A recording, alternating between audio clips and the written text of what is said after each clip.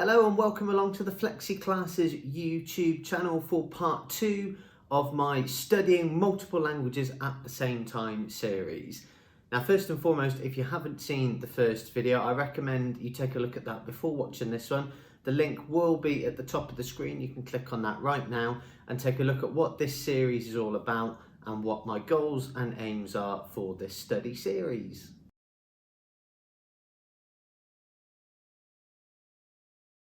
So welcome along to the Flexi Classes YouTube channel. My name is Max and today is part 2 of my Study Multiple Languages at the Same Time series.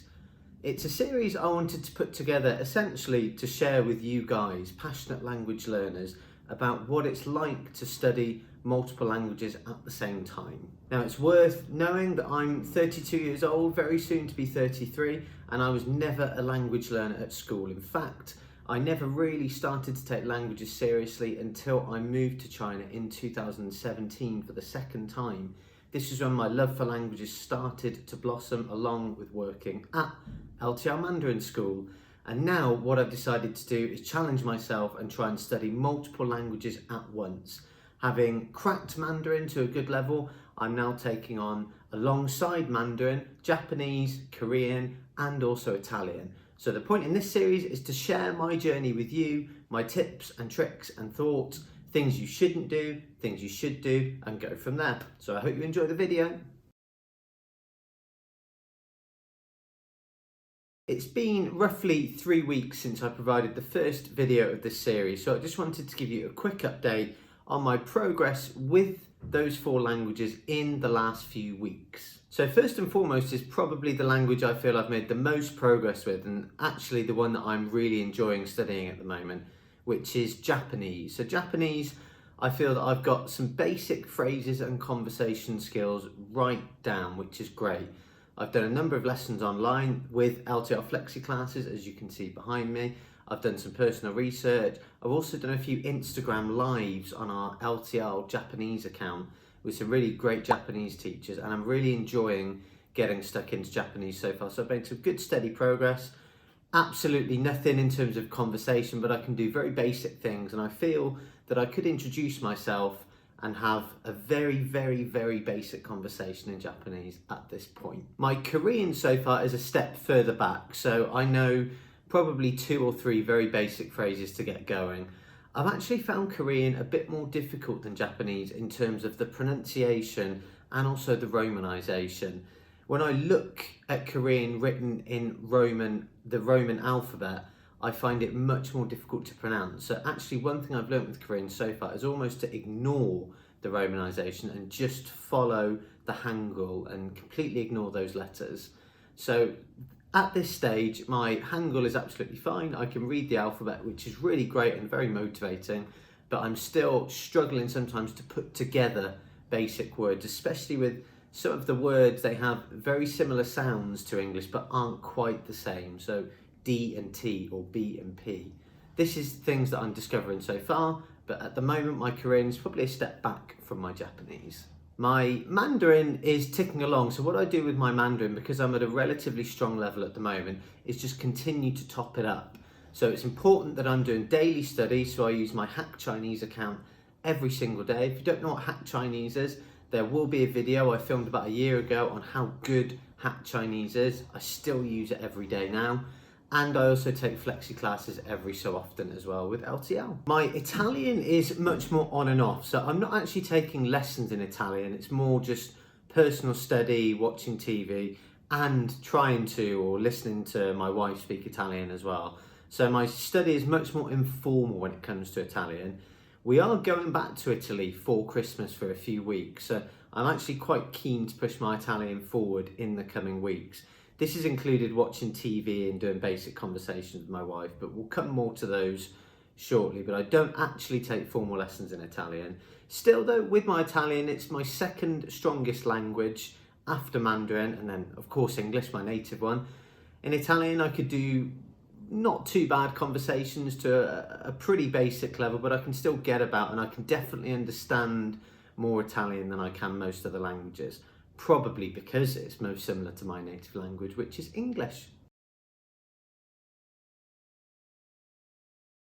So in this section, I just wanted to bring you things that I've actually discovered and learned over the past few weeks. Now that's not academically things I've learned, such as phrases and whatnot. Maybe we'll come to those in another video, but the lessons that I've learned so far from studying 4 languages at the same time. So probably the most crucial lesson I've learned is to keep to 1 language a week. Now at the start of this adventure, I decided to take on Japanese on a Monday, Korean on a Tuesday, Japanese on a Wednesday, Italian on Thursday. And whilst that was good and I felt like I was getting involved in all the languages, it wasn't proving particularly beneficial. So I decided to do a bit of research and I figured that to do 1 language a week would be the strongest strategy. So what I'm doing now, for example, this week is my Korean week. So I have a Korean lesson today, in fact in a few hours, just behind me on the screen. I've got one tomorrow and on Wednesday, and I will do my Korean as my main language this week, whilst also gently revising other languages as well. So I'm going to forget Japanese this week and I'm going to let that settle from last week, and I'm just going to focus on gently revising Mandarin and Italian, but Korean is going to be the main language. So the first lesson I've learned is to have a little bit more structure with the languages that you want to do in a week rather than a day, because it means you can focus and push as much as you can into that week rather than just doing 1 day and then moving to another one and then going back, and it all gets a little bit muddled and a bit messy. My second tip is simply to watch more TV. Now, generally I've been doing this more in Italian. Again, by having an Italian wife, we generally have Italian TV on every so often. I found a really, really good show that I love watching. It's actually a word game. It's called Caduta Libera in Italian. And it's essentially a quiz show where they give you a clue and you have to guess the word by filling in the gaps. Generally, it's too complex for me at this stage, but I do get the odd question right. I'd say about 1 per episode, and the episodes are about an hour long.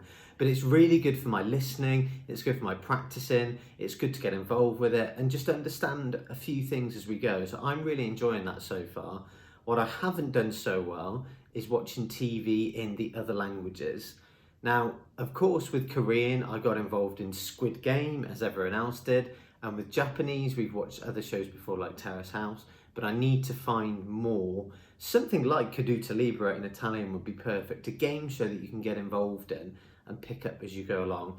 But my second tip that I've learned is to definitely watch more TV in those target languages because it genuinely works a treat. Tip number 3 I've learned is that consistency is key, and I've heard this so often, but it actually applies to anything you do, whether you want to become an Olympic athlete, whether you want to become a polyglot of 50 different languages, whether you want to be a billionaire or whatever it may be. Consistency is key, not taking your foot off the gas and just doing little bits every day. I've heard lots of very, very impressive language speakers say this, and it really does work. Just those 10, 15, 20, 30 minutes every day can make a massive difference. I've been quite good with this. I'd say I've generally done language study for, I'd probably say I do nearly every day in the whole month, with maybe 1 day off, maybe on a Saturday or Sunday if I'm busy or I've got something to do and I take a break. But learning every day is key. If you just do 3-4 days a week and do nothing for the other days, things will slip away from your short-term memory. So keep your foot on the gas. Consistency is key. And my final thing that I've learned recently is that goals are key as well. And this actually comes back to my goals pad that I was showing you guys in episode 1. I bought this brand new pad and I just started to make some weekly goals. And you can probably see on the camera, I break it down into weeks and I set new goals every week. So for example, this week, I've got 3 goals to achieve. Goal 1 is to have 3 Korean classes. Goal 2 is to press on with my Italian conjugations of verbs. That's the regular verbs in Italian. And goal 3 is to do an Instagram live fully in Chinese, which I plan to do this week. So they are the lessons that I've learned this week. So remember, that's not academical, that's not the words and sentences I've learned. We'll come on to that in another video. But the crucial things about studying multiple languages at once, you're always going to be learning new things and new lessons and ways to optimize your studying, because we all have a finite amount of time, whether it be some have more, some have less than others. I do work full time, so I don't have a huge amount of time, but I try and embed what I do into my work, obviously because I work at LTL, and then try and optimize my time as best I can. So hopefully those tips helped you as well. So I want to share with you some things that I've been using as well, some tools and resources for studying these languages. I've got a few to share with you, so we're going to dive straight in. And the first one, of course, has to be LTL Flexi Classes. That is where I take my Mandarin, Japanese and Korean classes, and I really enjoy doing it at the moment. You meet a multitude of teachers from all around the world.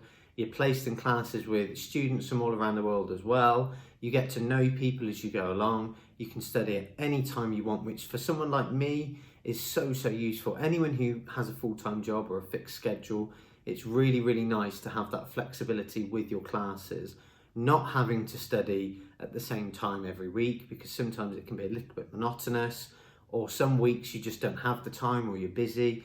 Flexi Classes lets me study whenever I want, at any time. If something comes up with work, I can just cancel a class, no problem. So I found it really handy. The materials as well, you can download before the lesson starts. So I always have a little look at the class. I think today I've got a class about countries and where you're from in Korean. So I can study the material before starting the class, which I know a lot of people also really like doing as well. So Flexi Classes, you can get 3 free hours if you head on to our website. There will be a link right down in the description to claim your free classes. Number 2 is one I've already touched on, and that's watching TV. So I told you about Caduta Libera, the Italian TV game show that I'm really enjoying watching at the moment. And the TV is just such a great resource because it's there, it's for all of us.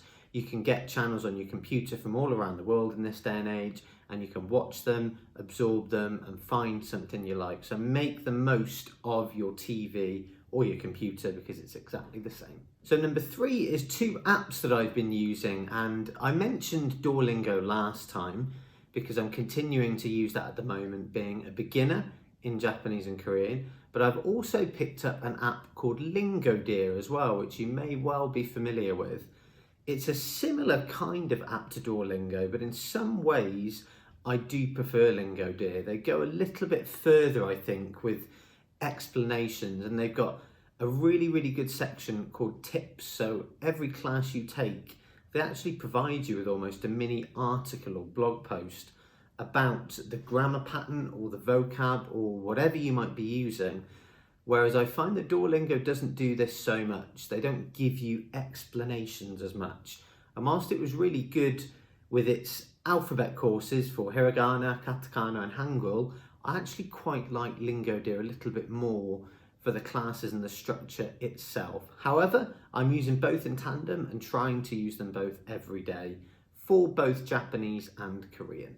Number 4 is YouTube. Of course, YouTube is a great resource for learning languages, also gaining tips and tricks. You're here yourself, after all.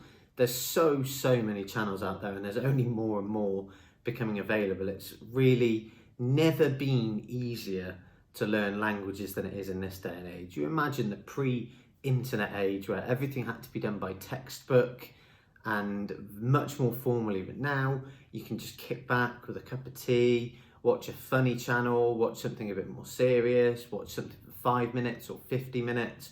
You can do whatever you want. Utilize YouTube. It's a superb place to learn languages, and it's completely free. Now, going from the technologically advanced world to going back to yesteryear, tip 5 is these post-it notes. I have been using these a lot recently, and it was always a tip that my boss at LTL, Andreas, who speaks a number of languages very well, he always said about using post-it notes and putting them around your house, around the office, and wherever you go regularly. So in fact, at our LTL schools, we post-it note most things in the school, like microwave, kettle, oven, cups, fridge, toaster, you name it, we've probably labelled it with one of these. So you'll see on the screen now that I've actually painted our fridge with post-it notes, Japanese and Korean are the two languages I have up there at the moment, but every time I go into the fridge, which is a number of times in the day, I can have a look at some of those and absorb them and remember them. And actually, do you know what? It really does work. It's something I should have utilised more before, but never really did. Now I am, and I must say I recommend it highly. Post-it notes, tip number 5.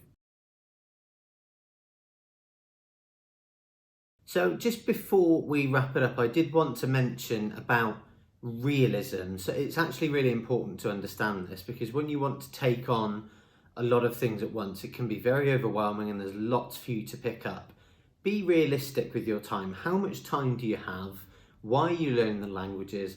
When do you need to learn them by? So answer all these questions and sit down and write them down and understand why. So for me, actually, most of it is just a personal challenge. It's a bit of fun. I don't need to do it for work. I don't need to do it for a university or a job. It's just personal. So actually for me, it's great because there's no pressure. There's no time constraints. It's just enjoying the ride with it. So I keep my study as informal as possible, because the minute it becomes formal in your mind, things start to stress you out and it becomes difficult. So be realistic. I don't have much time in the week generally. So when I do have it, I either like to relax, I like to watch sport, or I like to study languages. And I make sure that I continue to enjoy it, because the moment you don't, it becomes less fun. So be realistic, manage your time wisely, understand how much time you've got, and then try and set yourselves some weekly, monthly, and then maybe even yearly goals, and just try and keep track of how well you're doing with them as you go along. Okay, so that brings us to the end of part 2 of my Study Multiple Languages at the Same Time series. I hope you found some of those tips and thoughts useful. If you've got any tips as well, I would love to hear them, because I'm actually a beginner in a number of these languages and you guys may well speak some of them already. So drop us a comment below and let me know what I could be doing better, what maybe I haven't done yet that I should be doing, what I'm doing well.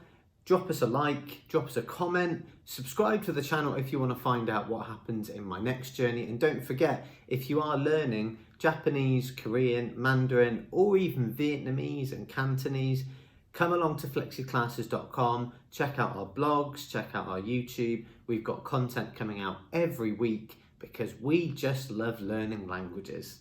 Thanks very much for watching, and I'll see you soon. Goodbye.